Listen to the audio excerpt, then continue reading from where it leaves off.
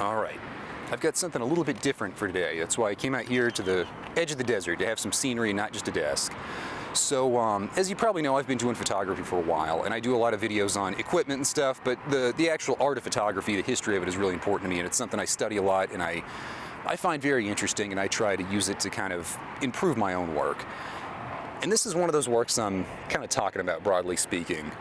It's a book I made, just a simple blurb book, but it's a whole bunch of photos I took in the National Art Gallery in Washington, D.C.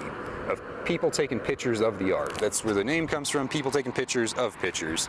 And I was really proud of this. I thought this was a really clever sort of commentary on modern day society with some pretty solid photos. I had a pretty big body of work. I took hundreds of these photos, and there were probably by the end about 60 of them I thought were like really good, and probably I was proud of them, and I thought, you know, some of these could get published, maybe not all of them, but quite a few of them.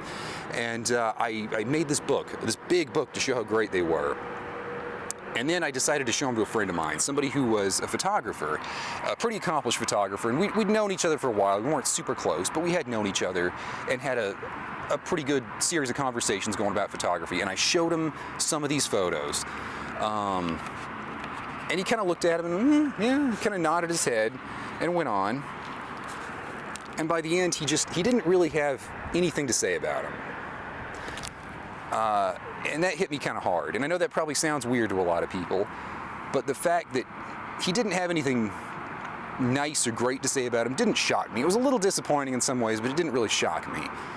The fact that he didn't have anything constructive, critical, dare I say, negative to say, really hit me, because at that point, when you can't say anything constructive or critical or kind of negative, you either have absolutely nothing to say about the project and you think it's a complete washout, or you don't really trust that person to take your advice piecemeal and do something with it. And I don't know exactly where we were, but I've kept talking with this guy a whole lot, and I think we've gotten a little bit closer since then. And I think now he probably would give me that more in-depth criticism. But whatever the reason was, I realized that back and forth, that was probably at least partly my fault. Not entirely, but partly. And I think what I'm trying to get to is there's a problem I see a lot in photography and art, where in the modern world, people don't really want to take any level of criticism. And by criticism, I don't mean like going somewhere and people saying, oh, that's terrible, do it again. I mean when somebody has a body of work and somebody else looks at it and they're like, hey, that's pretty good, but maybe you should do a little bit of this. And they immediately get angry and defensive and they're like, I'm not going to do that. That's not what I do. How dare you tell me what to do? And I've seen a lot of people have similar reactions to comments like that are very simple, blasé comments that are not meant at all to attack the person, that are not meant at all to try to knock him down a peg or anything, that are very simple comments, very straightforward, easy to follow, productive ways of improving their work, and they just want to like just throw it all off the table and have a tantrum. And I don't really like that. I find that really terrible, and I think people need to be a little bit more open to criticism on some level, and I think people need to be a little bit more open to collaboration and to kind of like sharing their work and having it kind of not just viewed but reviewed and everything. And I know to some people this might sound a little strange. I'm very against Instagram and stuff like that, but one of the reasons I'm so against Instagram is because there's so many ads, there's so many weird like fake influencery type content, and none of this stuff is really like art or like anything of any real meaning. It's mostly just attempts to make a quick buck. And I know a lot of people aren't really gonna agree with that, but if you really look at it, I think that's mostly what's going on. So anyways, after having this experience, and this was, I don't know, probably a year or two ago, with this body of work, which I still like, to be honest, I think it's pretty good. Is it the greatest thing I've ever done? Absolutely not. Is it some pretty good photos? I think so. Is it a pretty nice body of work that has kind of a theme that's a little out of the ordinary? Yeah, maybe not the strongest, but I think it is. But anyways, like I was saying, more recently I kind of found myself in the opposite position, where somebody I know who's a photographer was showing me some of their work, and it was just a mess of stuff. It was not great photos, and it was very random stuff, and they already had this grand idea of how they were going to like put it in a show and make a book and do all this stuff.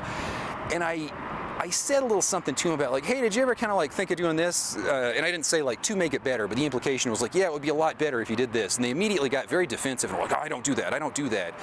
And it was kind of a strange interaction, and then they kind of like got mad about something else later and were very much on the defensive because I'd like made a very vague comment or two about this could be better, essentially, without even using harsh words like that.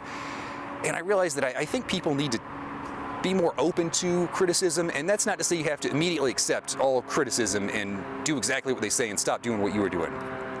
But when somebody does offer you some criticism, they kind of went out on a limb to offer you that criticism. They have to have some trust in you to believe that you're going to take that to mind, not take offense, and then might take action on it to some extent. And if you're not willing to do that, then people aren't going to offer you criticism. And I think that there's a lot of growth there. There's a lot of growth in the relationship and a lot of trust, but it also shows a lot of personal responsibility and, I guess, evolution, for lack of a better term, if you're willing to take on somebody else's criticism and at least consider it and maybe even act on it to some extent, and especially if you can take on their criticism and kind of evolve it even further and then act on it, where it kind of takes what they said into mind but also adds your own layer or, you know, your own interpretation to it. That to me is incredibly powerful, and a lot of people just don't seem to even want to get to that level where they'll take on the criticism or are willing to alter anything.